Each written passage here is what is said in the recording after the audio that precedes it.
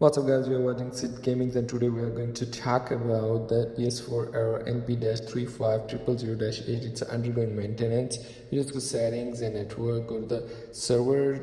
You just check the server because sometimes the software is updating or files are updating and undergoing maintenance.